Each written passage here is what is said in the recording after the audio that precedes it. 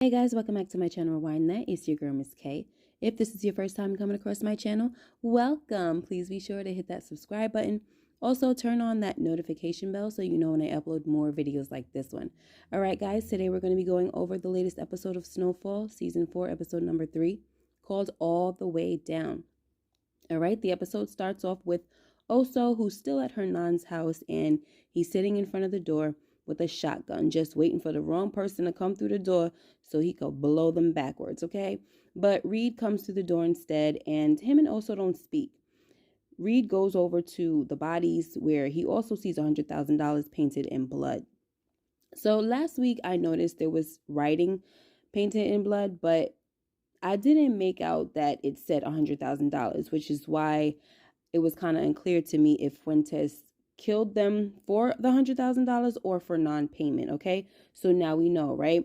Fuentes wanted $100,000 and no less. So of course Oso wants revenge, and as he prepares to leave, Reed tries to talk him out of it by telling Oso that they will handle the situation another way because he doesn't want Oso to get himself killed.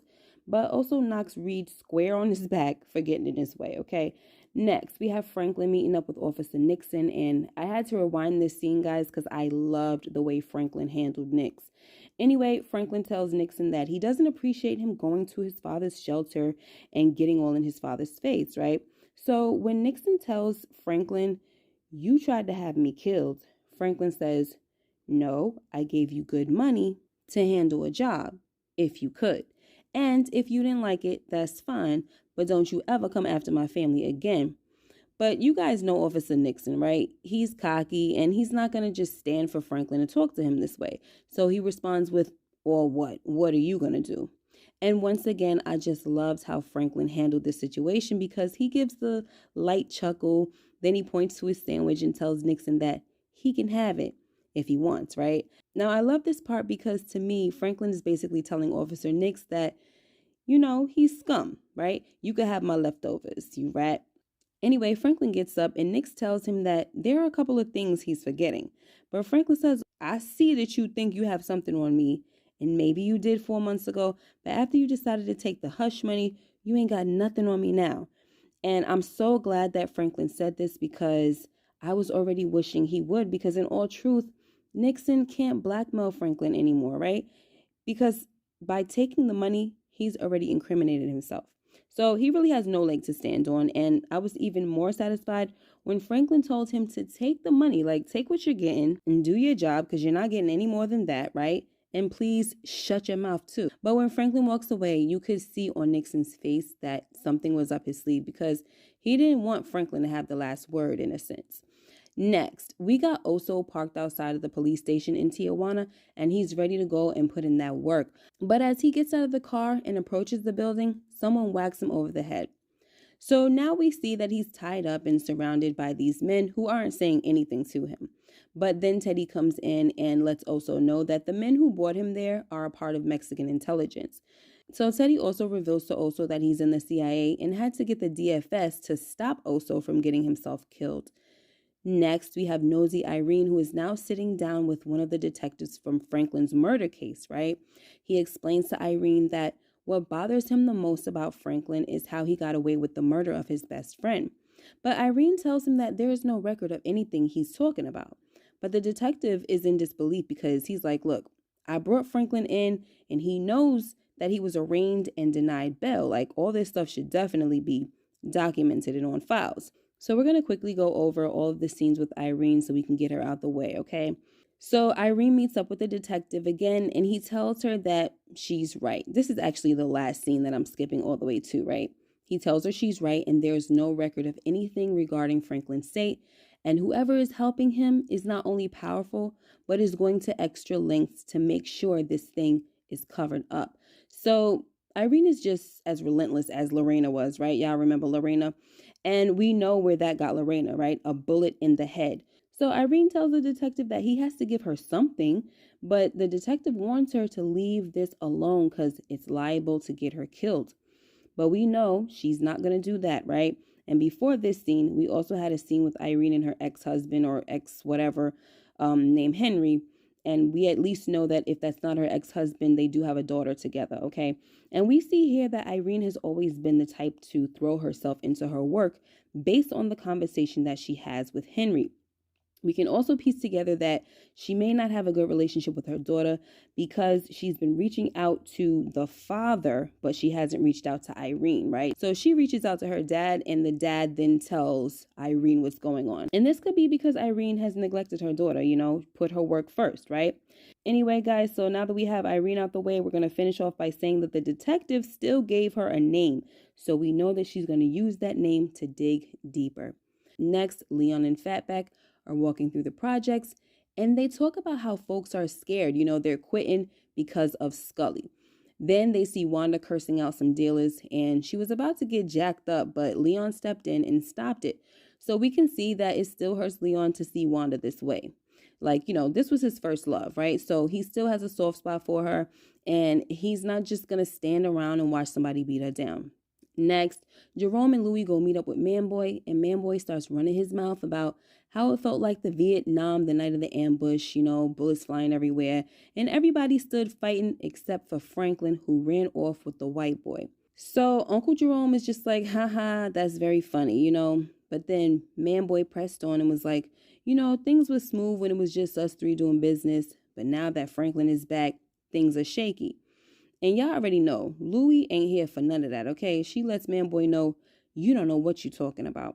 Then she gets in the car, and Uncle Jerome kind of just looks at him too, like, you done lost your mind, and closed the trunk and left, right? Next, Teddy and Oso meet with someone from Mexican intelligence, and she gives them a couple of files on the guys that killed Hernan and Nubia. She lets Teddy and Oso know that the DFS will help them as long as there is no violence in Tijuana, no executions, and no shooting up private homes and police stations, right? So the next plan is to flush out Fuentes, scare him, and make him run. This way, it'll be easier to get to him. Next, we see Wanda smoking crack with a few other crackheads, and she feels like something is in her tooth. So she goes to retrieve whatever she thought it was, right? And pulls her whole freaking tooth out. Unfortunately, this is what comes with smoking crack. We already see how ugly and brown Wanda's teeth are, right? But soon enough, she won't have to worry about that because they'll all be gone. Next, Alton tells Cissy and Franklin that what they're doing to the bookstore owners, the Mosleys, isn't right. He tells them that they should ask them what they want to do first before making a move like this, because we know that Franklin and Cissy plan to buy them out. But anyway, Officer Nixon and another officer knock at the door, claiming that they have a warrant for Cissy's arrest. So they take Cissy, and this whole scene makes no sense, right, guys? Like, why would there even be a warrant for her arrest? Anyway, Nixon drops off the other officer to his own patrol car and takes Cissy on a ride that really had me curious. Like, where the heck is he taking her? I was kind of nervous. Anyway, he stops at the cemetery where Andre Wright is buried and tells Cissy that Andre was a good man and your son killed him. Then he leaves her there. So in doing this, Officer Nix had what was coming to him, right? Because what he did was extremely pointless, and at this point, it was like poking the bear. But what I do like about all of this is that it broke the ice between Cissy and Jerome. He was the first person out of the car to make sure his sister was okay. He hugged her, he let her know that he loved her, and she said the same. So I really love that part, okay? Next, Oso and Teddy find one of the guys that killed Hernan.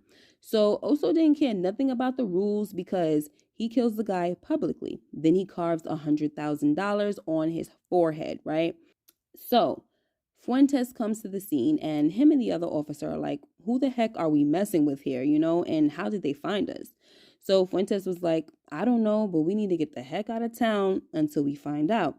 And this was actually a part of Oso's plan, right? Even though it was against the conditions of Mexican intelligence. So, of course, Teddy is frustrated because now it's just the two of them against God knows how many. But also tells Teddy that he knows that he's right, but what do you want me to do, bro? Like, I couldn't help it. This was my family. Then he says to Reed, have you ever lost anyone so close to you?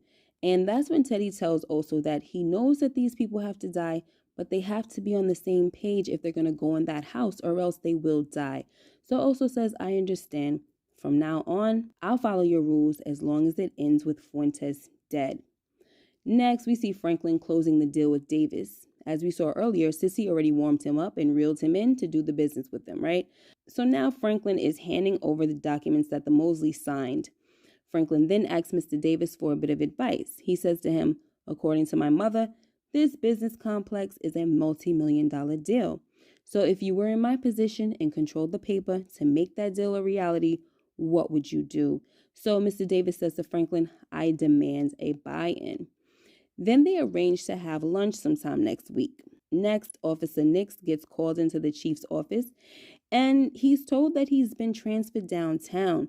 So this is also the work of Paul Davis, and we get to see that by Franklin working with Davis, he's going to have some power in politics as well.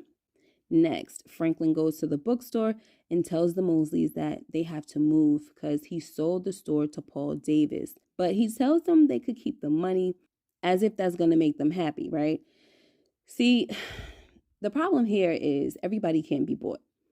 These people had this store for 30 years and it holds sentimental value to them, you know?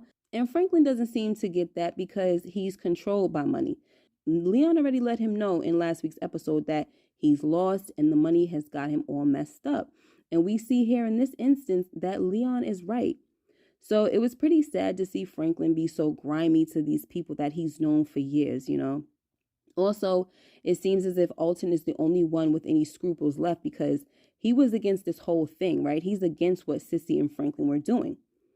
All right, so next, Oso and Teddy find Fuentes and his men, and they finish them all off.